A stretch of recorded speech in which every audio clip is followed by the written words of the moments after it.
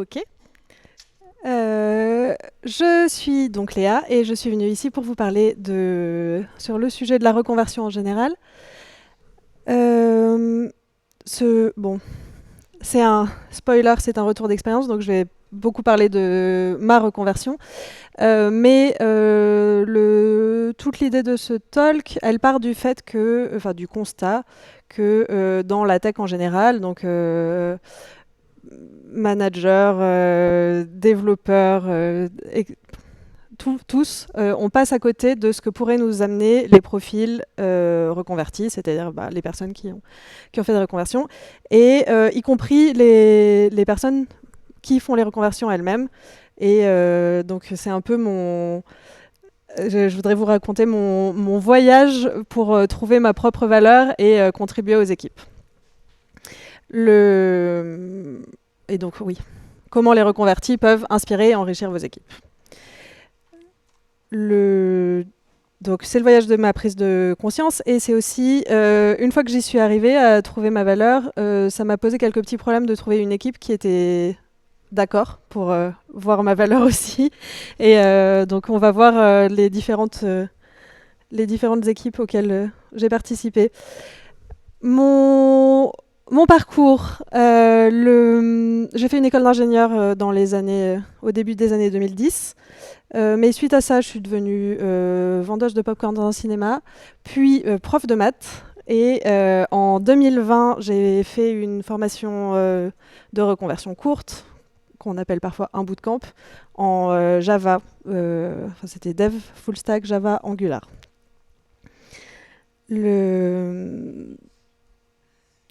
Depuis mars 2020, j'ai été employée par 4, bientôt 5 entreprises. Je rechange le mois prochain. Et j'ai participé à 17 projets en tout, 17 produits. Ça m'a pris 2 ans avant de réaliser que j'avais quelque chose à apporter aux équipes et que j'étais pas juste une sorte de nuisance, la junior qu'il faut former. Et quand j'y suis arrivée, j'ai rencontré pas mal de résistance et l'équipe dans laquelle j'étais à ce moment-là n'était pas trop d'accord avec cette prise de conscience. Donc voilà, et j'ai fini par changer. Rétrospectivement maintenant, je me rends compte que même dans mes toutes premières équipes, j'aurais pu contribuer, amener des choses, faire changer les process et compagnie. Et voilà. J'aime bien raconter à ce moment-là, je sais qu'il y a des gens qui ont déjà vu le talk, donc qui connaissent déjà. Mais donc avant d'être dans l'informatique, j'étais prof de maths. Et on pourrait croire que prof de maths, c'est apprendre le théorème de Thalès et Pythagore à des adolescents. Mais ce que je préfère dire maintenant, et je me souviens parce que tu étais déjà au premier rang la dernière fois que j'ai raconté ça,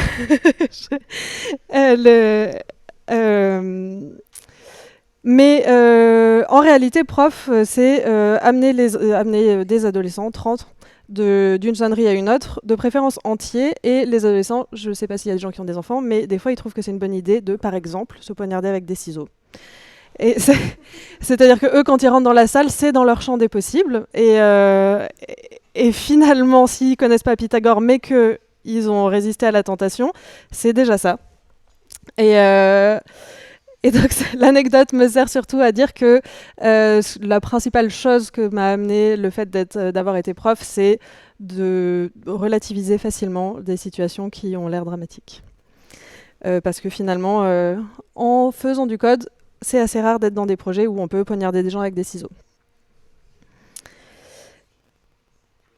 On pourrait tirer profit d'une meilleure manière la tech en tant que un on collectif de la tech. On pourrait tirer un meilleur profit donc des profils atypiques et donc des profils qui ont eu des parcours atypiques et toutes les équipes auraient à y gagner. Il ne tient qu'à nous de gagner et de profiter de ces profils. J'ai vu plusieurs personnes dans la salle qui sont en train de faire des reconversions.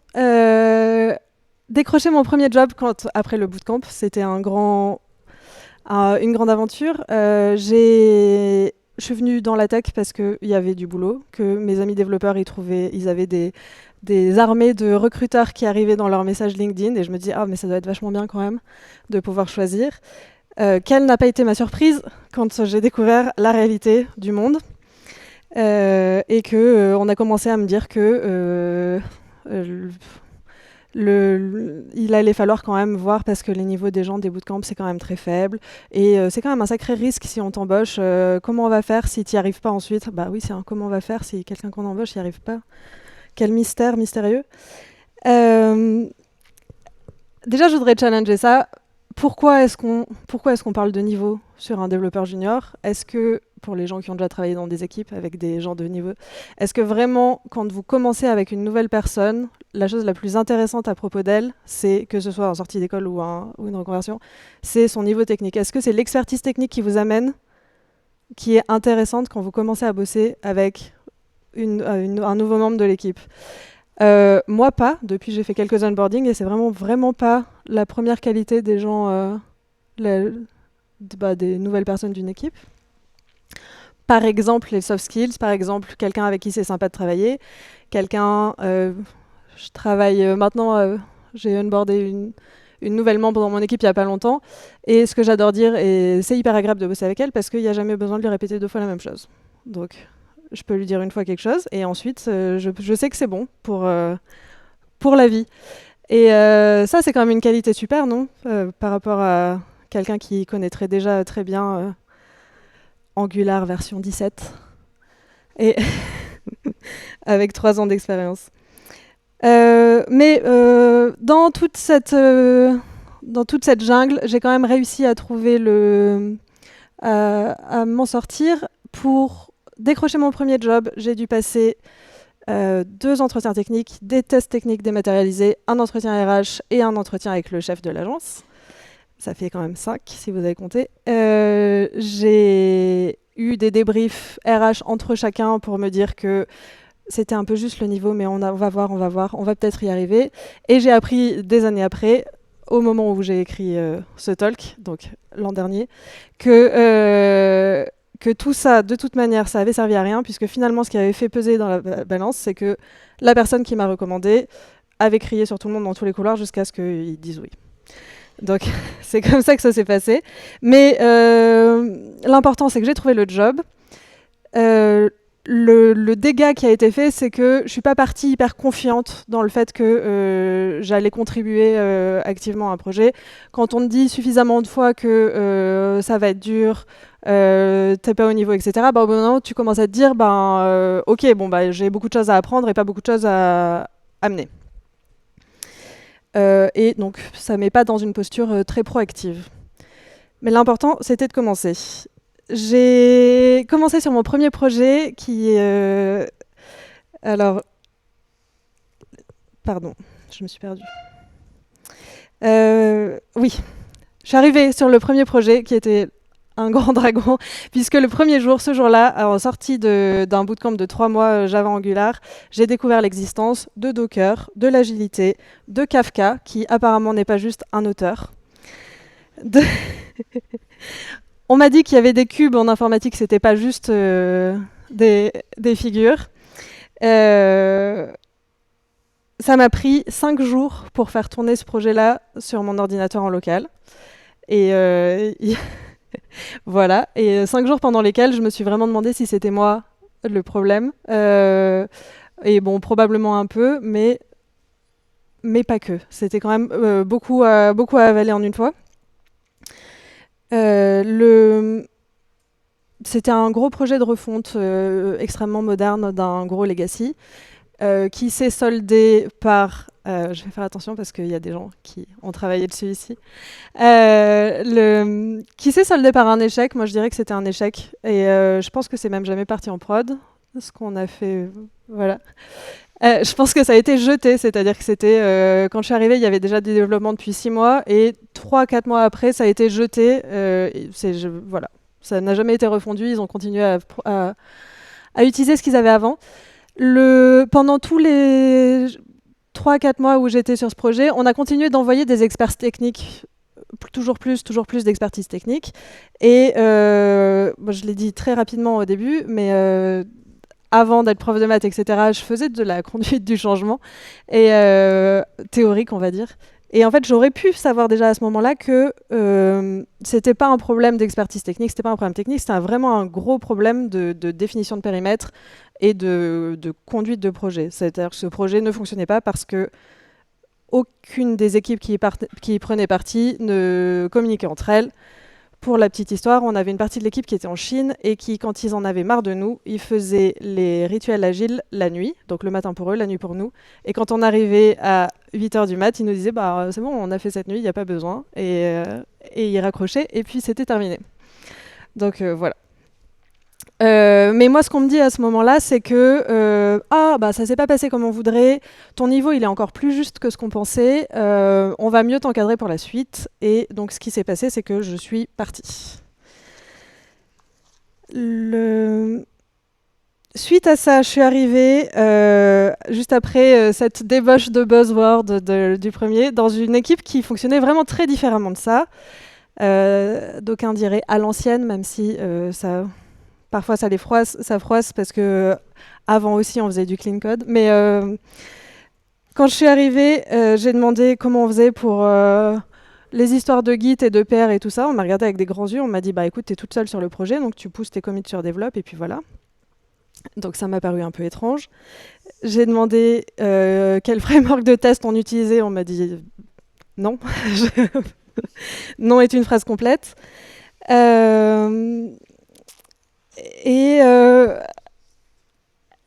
Et donc, bah, je me suis dit, bon, bah, ok, c'est différent, essayons. Moi, j'ai essayé l'autre avec toutes les histoires d'agilité, de microservices et compagnie. Essayons, peut-être que eux, ils savent quelque chose que les autres ne savaient pas.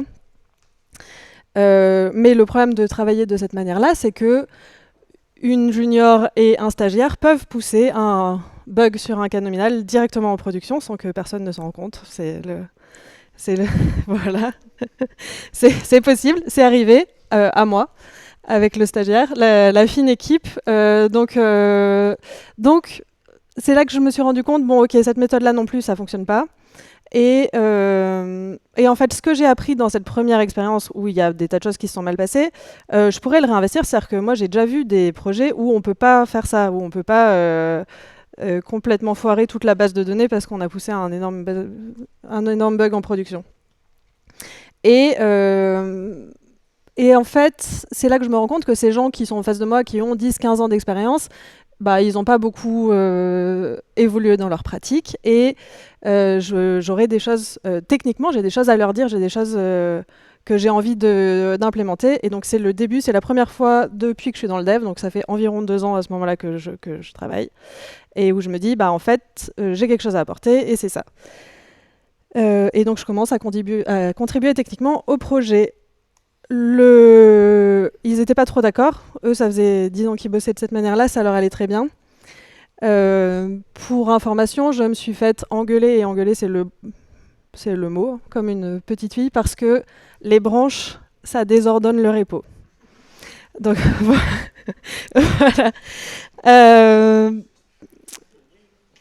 Voilà. Bon,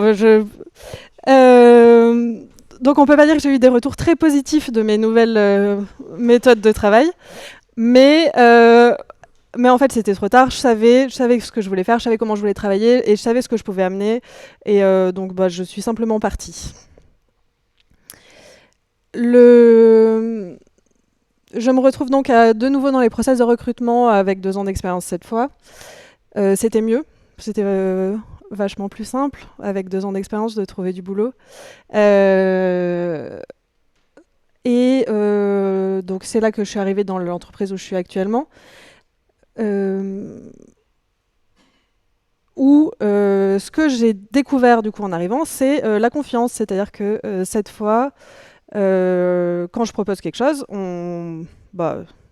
des fois on me dit non, c'est pas une bonne idée, mais on va l'écouter et on va me dire ok, oui, bah essaye, fais ça, etc.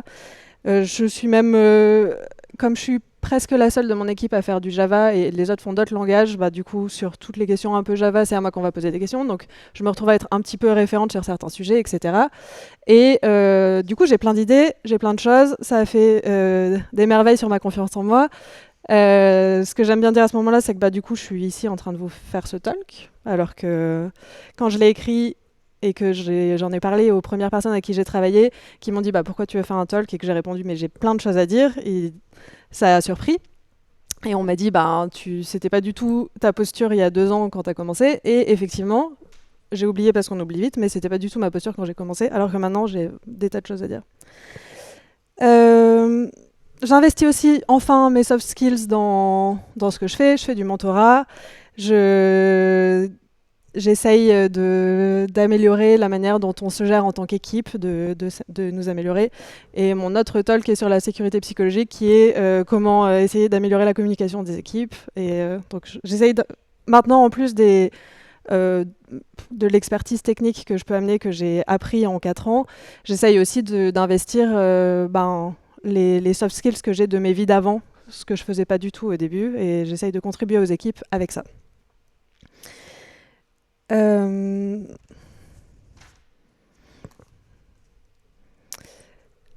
Donc voilà.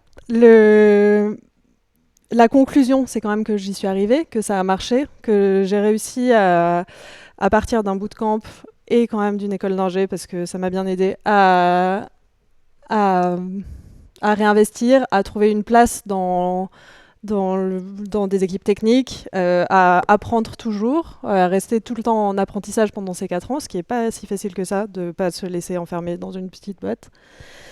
Mais en fait, c'était dur et ça a toujours dû. Ça a été. J'ai Ça a toujours dû venir de moi, de réinvestir tout ce que je savais dans les projets. Et jamais, il n'y a pas vraiment une culture dans aucune des entreprises où j'ai été, où on va demander à quelqu'un qui a moins d'expérience que nous, qu'est-ce qu'il en pense, qu'est-ce qu'il veut faire, qu'est-ce qu'il pourrait faire. Et je trouve que c'est dommage, parce que maintenant que je suis un peu de l'autre côté, un peu entre les deux, mais ça m'arrive de onboarder des gens, les nouvelles personnes, même si elles n'ont pas d'expérience, elles ont des choses à nous apprendre, à m'apprendre, à vous apprendre. Et, et donc voilà, c'est dommage de se passer de tout ça. Moi, ce que j'avais amené, c'est ma vision de l'organisation, le recul, mon calme devant les paires de ciseaux. Mais les reconvertis ont tous et toutes des particularités. Il va y en avoir des très minutieux, il va y en avoir qui ont une énorme connaissance du domaine du produit sur lequel on travaille, etc. etc. Et je voudrais finir par, je sais que pour les gens qui sont dans l'informatique depuis quelques années, vous avez vu des tentatives de recrutement de seniors dans des produits, et ça se passe généralement mal. C'est impossible de trouver quelqu'un avec beaucoup d'expérience pour rentrer sur un sujet. Et peut-être que peut-être que c'est vraiment un des cas où si on avait plusieurs juniors, on pourrait faire un senior si on arrivait à les faire contribuer au projet au niveau de leur potentiel, au lieu d'attendre d'eux qu'ils aient que de l'expertise technique. Mais pour ça, il faudrait les accompagner et leur faire confiance. Voilà, c'était ma conclusion. Les dessins, c'est ma sœur qui les fait, qui s'appelle Eve, et que vous pouvez trouver sur Twitter. Et j'ai toujours pas rajouté mes propres coordonnées, mais mais je suis pas beaucoup sur les réseaux sociaux, je suis juste sur LinkedIn. Et donc voilà.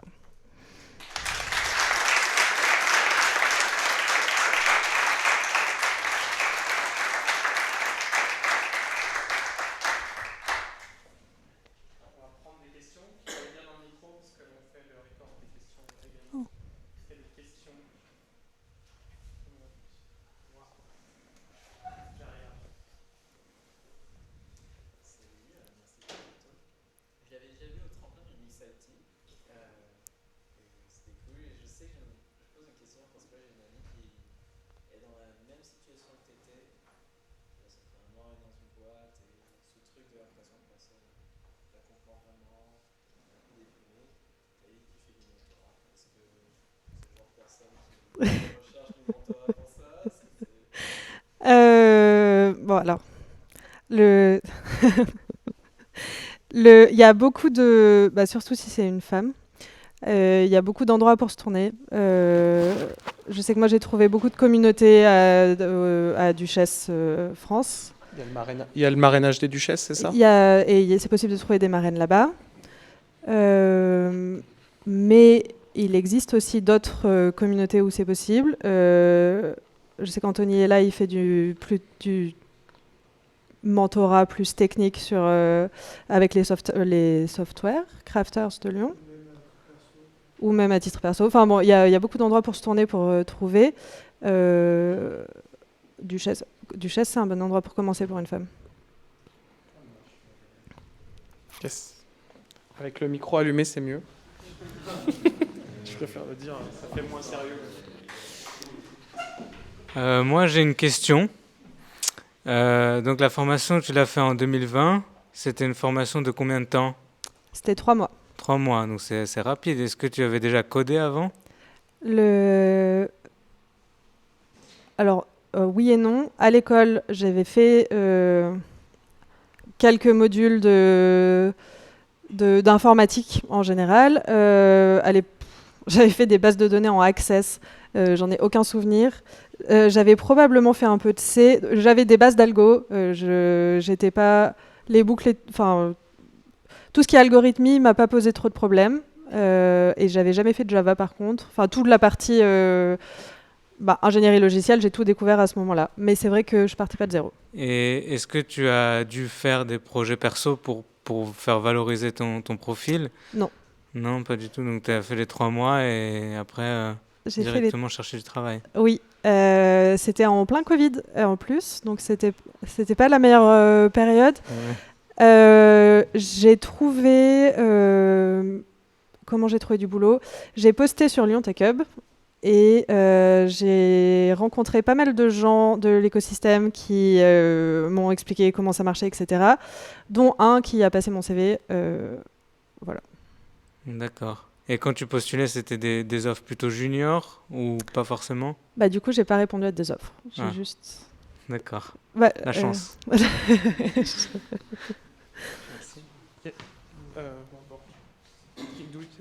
C'est toi. Merci. Ouais, salut. Merci pour la présentation. Moi aussi, je sors d'une reconversion professionnelle et je me demandais si des fois, de temps en temps, si tu n'aurais pas envie de cumuler ces deux expériences que tu as eues pour faire un projet personnel. Parce que moi, j'ai été opticien pendant 7 ans et ça fait 6 ans que je suis développeur. Et des fois, j'ai envie de faire des trucs pour les opticiens. Mais bon. alors ça revient un peu. J'ai fait une masterclass la semaine dernière à Datech School. Ça revient un peu sur ce côté-là et sur le mentorat, mais si c'est pour faire du logiciel pédagogique, ça c'est pas revenu. Non. Ok, mais ça fait que moi. Mais si, le partage de mes connaissances et le fait de rendre ce que j'ai reçu, c'est quelque chose qui est toujours présent pour moi. Donc ça reste, je pense que ça restera pour un moment.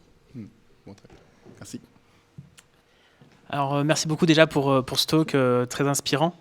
Donc moi aussi, je suis ici dans la reconversion. Moi, je suis en plein dedans, encore en formation. Donc, je ne sais pas si tu auras d'autres choses à nous dire, mais je me retrouve face à ce mur de personnes qui sont même fermées à la discussion.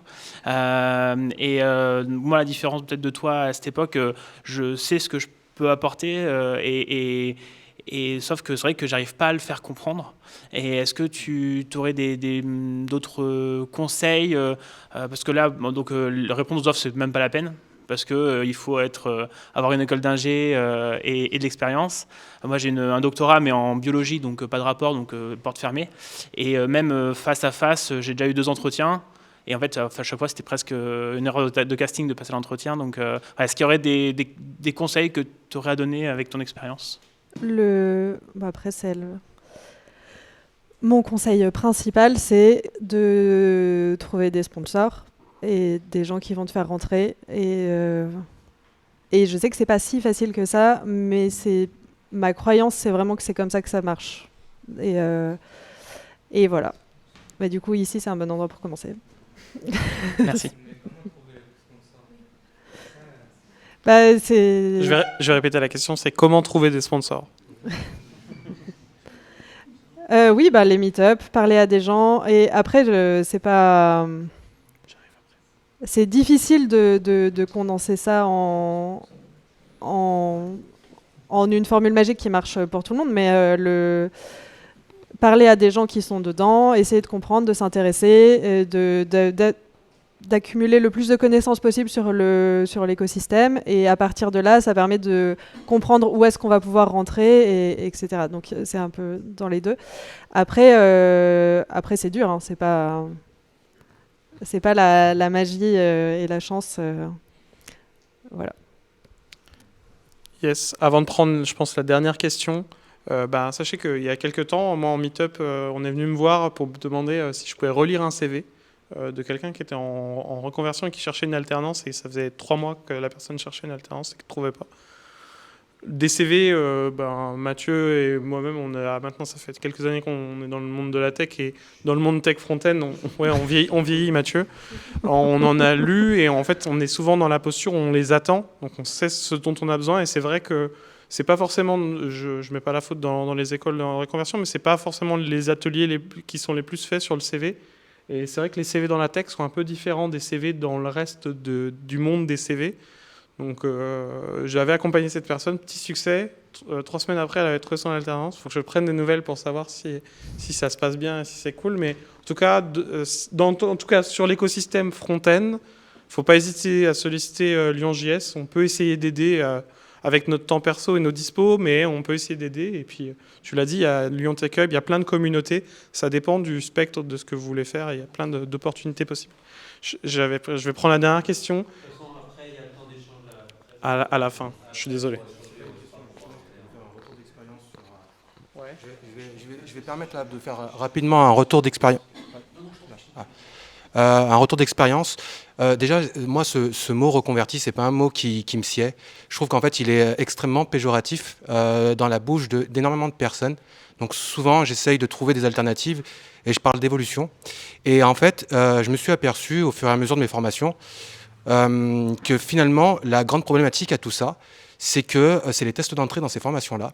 Elles sont ouvertes à tout le monde. Et j'ai l'impression que finalement, il y en a beaucoup qui n'ont pas forcément les capacités techniques ou intellectuelles, ou qui partent de vraiment trop loin pour pouvoir y arriver. Et ils se retrouvent donc forcément face à des recruteurs, et ils peuvent faire de l'ombre pour certaines personnes, peut-être un petit peu plus aptes à suivre. Ce que je veux dire par là, c'est que je pense, peut-être que je me trompe, c'est que je pense que tout le monde n'est pas forcément apte à pouvoir s'engager dans une carrière dans la tech. Ça demande énormément de compétences intellectuelles, mais au-delà de ça, même d'analyse, de conception, toutes ces choses qu'on apprend vraiment très loin dans notre scolarité. Et donc du coup, voilà, je voulais juste partager ça, et je pense vraiment que malheureusement, tant que les niveaux d'accès à ces formations-là sont trop bas, eh ben, on passera toujours pour des gens trop peu finissez la phrase. Voilà. Trop peu compétent. Ouais. Mais je suis pas forcément d'accord. C'est vrai que 3 mois, c'est rapide pour quelqu'un qui... Moi, comme j'ai dit donc, là, sur la première question, je pense, moi, j'ai pas appris l'algorithmie en même temps que j'ai appris les frameworks. 3 mois, c'est court pour quelqu'un qui doit faire les deux. Et du coup, il y a peut-être quelque chose à faire pour faire quelque chose d'un peu plus long, c'est-à-dire d'abord l'un puis l'autre. Et c'est vrai qu'une formation de 3 ou 4 mois sur juste un framework, sur quelqu'un qui vraiment a aucune notion de comment fonctionne, c'est compliqué. Après, sur la partie faire de l'ombre, je pense pas que ça marche comme ça. Si tu arrives à être en face d'un recruteur, il n'y a vraiment que toi qui peux faire la différence. Et alors après, y a beaucoup de gens qui font des reconversions, il y a beaucoup de formations en ce moment, et donc du coup c'est vrai que c'est un petit peu, il y a des embouteillages, mais je pense que c'est quand même possible en améliorant sa compréhension de comment marche ce monde-là, de trouver le positionnement qui va permettre de rentrer dans le dialogue avec tes interlocuteurs et en général, et du coup qu'ils comprennent mieux où tu es, qui tu es, et ça va permettre de trouver une place après. C'est mon avis. Yes. On va te remercier. Ouais. Merci beaucoup pour cette presse.